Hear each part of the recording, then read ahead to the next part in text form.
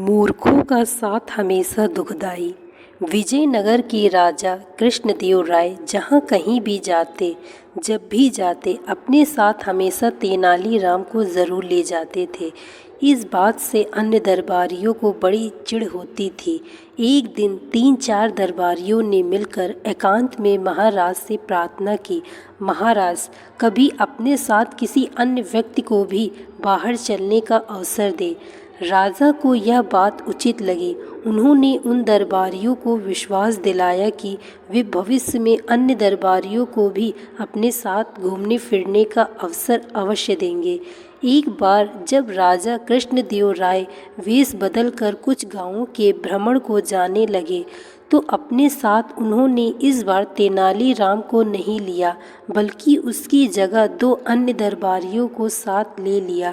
घूमते घूमते वे एक गांव के खेतों में पहुंच गए। खेत से हटकर एक झोपड़ी थी, जहां कुछ किसान बैठे गपशप कर रहे थे। राजा और अन्य लोग उन किसानों के पास पहुँचे और उनसे पानी मांग कर पिया। फिर राजा ने किसानों से पूछा, कहो भाई लोगों, तुम्हारे गांव में कोई व्यक्ति कष्ट में तो नहीं है? अपने राजा से कोई असंतुष्ट तो नहीं है? इन प्रश्नों को सुनकर गांव वालों को लगा कि वे लोग अवश्य ही राज्य के कोई अधिकारीगण हैं। वे बोले, महाशय, हमारे गांव में खूब शांति है, चैन है, सब लोग सुखी हैं। दिन भर कड़ी मेहनत करके अपना काम काज करते हैं और रात को सुख की नींद सोते हैं। किसी को कोई दुख नहीं है। राजा कृष्णदेव राय अपनी प्रजा को अपनी संतान की तरह प्यार करते हैं, इसलिए राजा से असंतुष्ट होने का सवाल ही नहीं पैदा होता।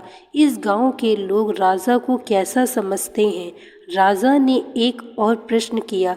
राजा की इस सवाल पर एक बूढ़ा किसान उठा और ईख के खेत में से एक मोटा सा गन्ना तोड़ लाया। उस गन्ने को राजा को दिखाता हुआ वह बूढ़ा किसान बोला, श्रीमान जी, हमारे राजा कृष्णदेव राय बिल्कुल इस गन्ने जैसे हैं।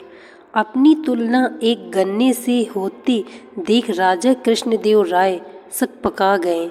उनकी समझ में यह बात बिल्कुल भी न आई कि इस बूढ़े किसान की बात का अर्थ क्या है। उनकी यह भी समझ में न आया कि इस गांव के रहने वाले अपने राजा के प्रति क्या विचार रखते हैं। राजा कृष्णदेव राय के साथ जो अन्य साथी थे, राजा ने उन साथियों से पूछा, इस बूढ़े किसान के कहने का अर्थ क्या है?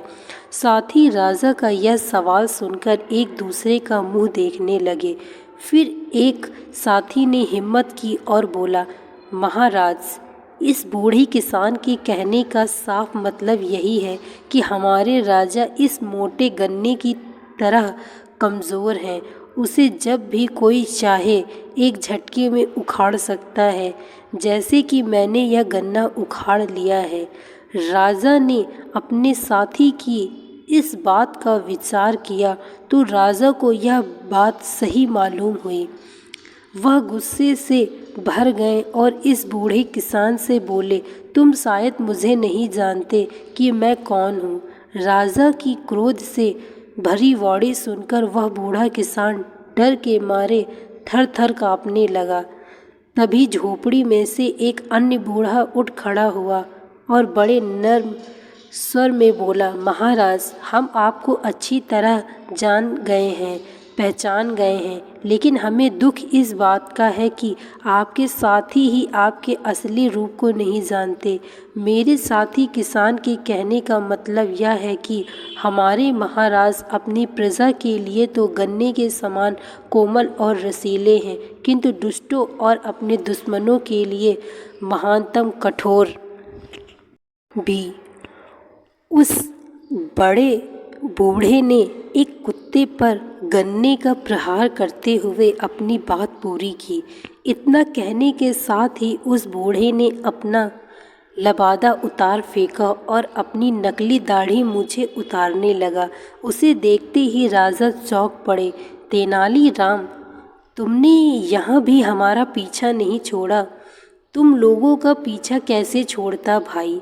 अगर मैं पीछा न करता तो तुम इन सरल हृदय किसानों को मौत के घाट ही उतरवा देते। महाराज के दिल में क्रोध का ज़ौर पैदा करते सो अलग। तुम ठीक ही कह रहे हो तेनालीराम, मूर्खों का साथ हमेशा दुखदाई होता है। भविष्य में मैं कभी तुम्हारे अलावा किसी और को साथ नहीं रखा।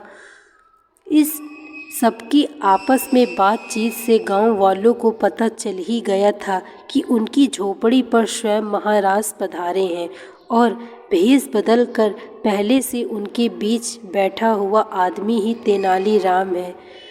तो वे उनके स्वागत के लिए दौड़ पड़े। कोई चारपाई उठवा कर लाया तो कोई गन्ने का ताज़ा रस निकला कर ले आया। गांव वालों ने बड़े ही मन से अपने मेहमानों का स्वागत किया, उनकी आवाभगत की। राजा कृष्णदेव राय उन ग्रामवासियों का प्यार देखकर आत्मविभोर हो गए। तेनालीराम की चोट से आहत हुए दरबारी मुंह लटकाए हुए जमीन कुदेरते रहे और तेनालीराम मंद मुस्कुरा रहे थे। दोस्तों, मैं आशा करती हूँ आपको यह कहानी अच्छी लगी होगी। यदि कहानी अच्छी लगी हो तो वीडियो को लाइक तथा चैनल को सब्सक्राइब अवश्य करें।